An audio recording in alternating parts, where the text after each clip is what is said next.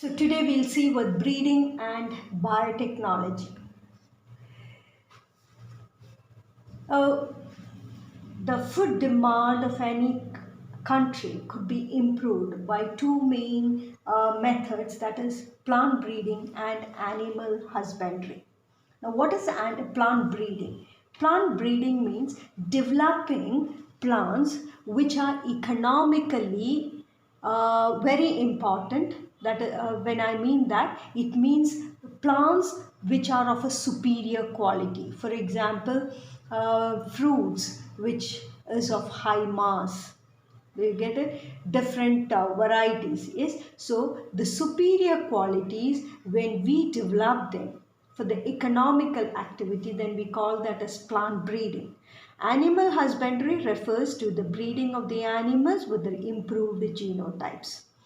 Now, how can we bring about this superior variety, whether it be the plant or the animals? This is with the help of the branch of science known as biotechnology, wherein we are able to produce advanced healthcare products, diagnostic kits, and food production to improve the quality of the human life.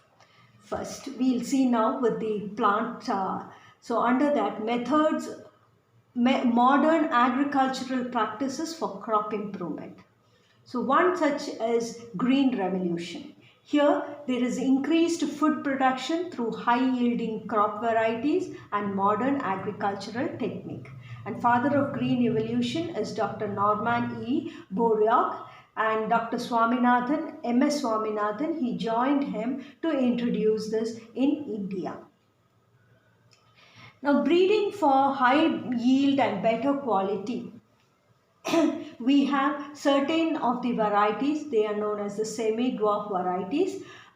Example for this is you have in rice you have IR8, which we call them as the miracle rice, which is actually a combination of variety from Indonesia known as Pita and a variety from China which is known as DG Wogjen.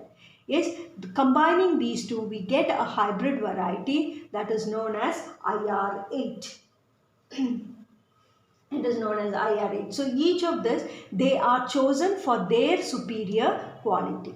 Similarly, in wheat, you have a variety which is Sonalika and Kalyan Sona, which is from Mexico. Yes, okay. Then, breeding for disease resistance. So we know that the plants are more prone for pest, and because of which there is a loss for the farmers and the yield is very less. So it becomes necessary to develop a plant which is resistant to diseases. Yes, so we try to see using biotechnological techniques, we can develop varieties which are disease resistant, and this technique we'll be seeing in the later half. So we have some of the crops like wheat. We call it as the Himagiri variety obtained after biotechnological techniques, and these are resistant to leaf and stripe rust and the hill bunt. Yes, these are disease which is found in wheat. Similarly, you have brassica, which is the cabbage variety. It is known as Pusa swarnima. Yes, and they are very much resistant to these white rust. Yes, especially aphids affects them, so they are protected from the aphids. Then we have cauliflowers, cowpea, chili. These are some of the vegetables which have been developed, which is found to be resistant to varying pests. Then next is breeding for pest resistance. Yes, so here also we have again that I was telling the diseases which are caused because of varying, it could be because of the pests or it could be the infections, fungal diseases or some other microorganisms. Now we have the insect and pest resistance, where examples of some of the crops are brassica. Again, it is a cabbage variety. The variety is known as Pusa Gaura. They are resistant to aphids, flat beans, which are resistant to aphids and fruit borers. Then okra, which is lady's finger, they are resistant to shoot and fruit borers. So just imagine if the shoots have been bored by these pests, or if the fruits have been bored, the entire thing is a waste. It cannot be used at all. Yes. Okay. Next we have plant breeding for improved nutritional quality. So we try to see that the nutritional quality of the plant is improved. Mainly we see that the protein content is better than the normal one, the oil content, the mineral content. So when we focus on all this enrichment, we call that as biofortification. And they've developed some such plants like maize, which has been developed, which is rich in lysine. Examples for that are Proteina, Shakti, Ratna. You have to be thorough with these names. Then protein rich wheat, known as Atlas 66. Then iron rich rice. Vitamin enriched vegetables like carrot, pumpkin. These are all some of the vegetables which have been raised. Practically they have been done. Now, what are the plant breeding methods for the crop improvement? Yes, it includes introduction of new plant varieties, selection, then polyploid breeding, mutation breeding, and hybridization. Okay, now we'll see one by one. Introduction of the new plant variety means we try to bring in a high yielding variety from a place where it is available, or rather from its natural place, and then plant it in some other place so that we can have a good yield. So the plants are known as exotic species because they are brought from outside. Example, you have Fasciolis mango from China. This is one example which have been brought to our country to work on it. So this is Fasciolis mango. It is actually the black grams. Okay. Then next method, selection. Selection means sorting from a mixed population based on the morphological characters.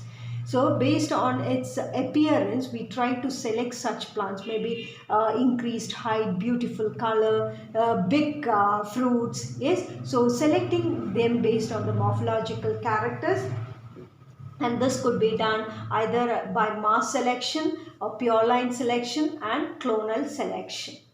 You get it? Okay. Now, mass selection means we collect the seeds, that is in a field where the plants are growing. We collect the seeds of the plants which shows a desired character.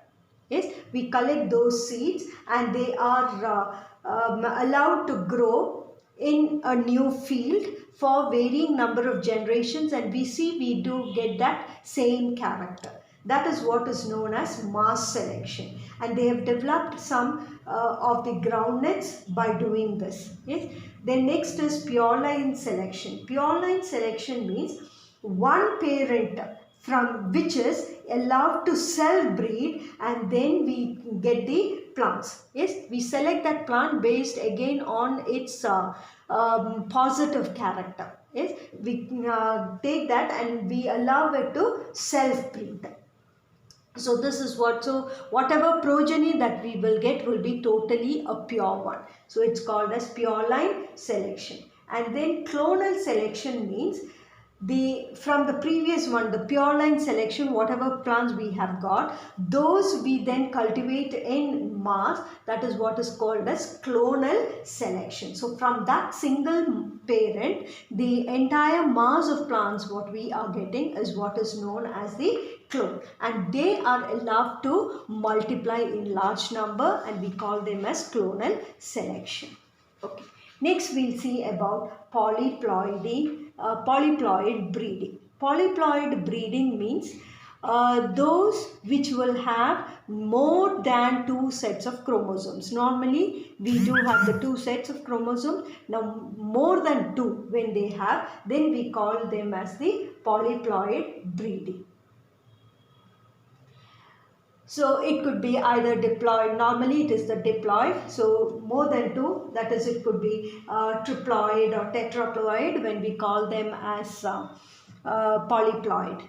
Yes. Now, how can we bring about this polyploid state in a plant? It could be by a physical agent like exposing them to X-rays, or it could be by the treatment with chemicals like colchicine. Yes, and they have developed some of the plants like in watermelons, bananas. What they have done? Triploid nature, and that gives a seedless plant.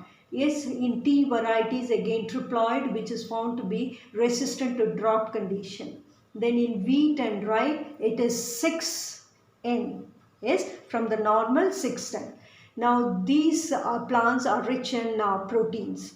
Cabbages which have 4N, this is a combination of both radish and cabbage. Okay. Next is mutation breeding. Mutation breeding means mutation refers to the sudden change that is occurring in a plant. All of a sudden there could be a change, and this in the long run it could be a heritable change also. Now this change could be in the nucleotide sequence, or it could be in any one of the in one of the portion of the gene also it could happen. Now what leads to these mutations, if it is asked, there could be number of agents which we call as mutagenic agents. They could be either physical agents, which includes the radiations like X-rays, gamma rays, beta rays, or high temperature. All these can lead to a mutation. Or the other one is chemical mutagen, where they are subjected to chemicals like you can have nitrous acid which has been subjected, which can bring about a change in the their nucleotide sequence or in a gene. Yes, because of which we could have a different variety of the plant. And remember, because of this mutation, whatever plants that we get, it is not necessary that they have to be a good one, or rather it could be a disadvantageous one. They could be a disadvantageous also,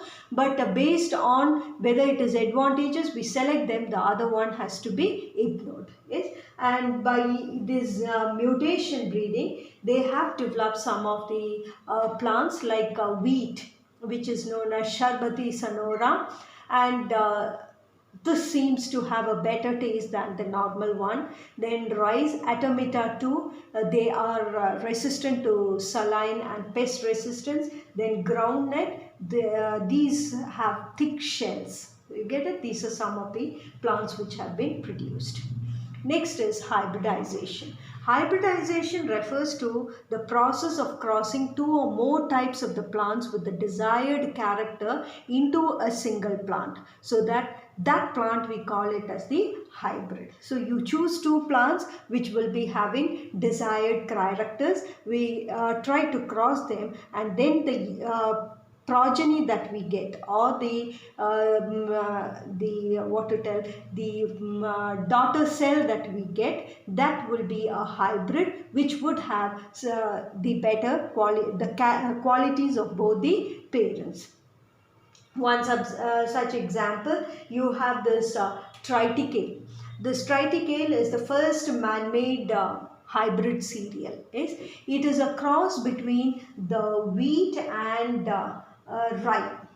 Yes, it's a cross between wheat and rye. That is wheat, and this is a type of oats. Yes, okay. Now wheat, if you see the genetic makeup, it is 28, and that of rye, if you see, it is 14. The number of the chromosomes that it has, this chromosome. Now we are subjecting them to a chemical agent like colchicine, so that it would bring about a mutation, and because of that mutation, what happens is you get a hybrid which is hexaploid.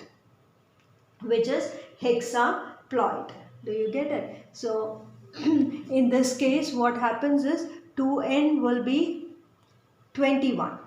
Am I right?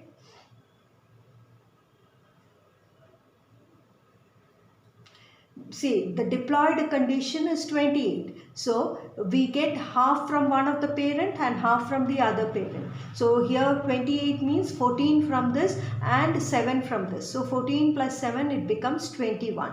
So the hybrid becomes 21. And now this, when it is being subjected to the colchicine, what happens is the number is being increased. Yes, the number of the chromosomes have been increased, and what happens, it becomes 42. Do you get it? So 42. Now such a crop, type of the crop, these they do have some of the positive qualities, but negative qualities are also present. Like these plants would have a better vigor. They could be a new variety with the height of the plant could be would be increased, and so on. Yes, so this is an example for hybridization. So with this, I complete the plant breeding.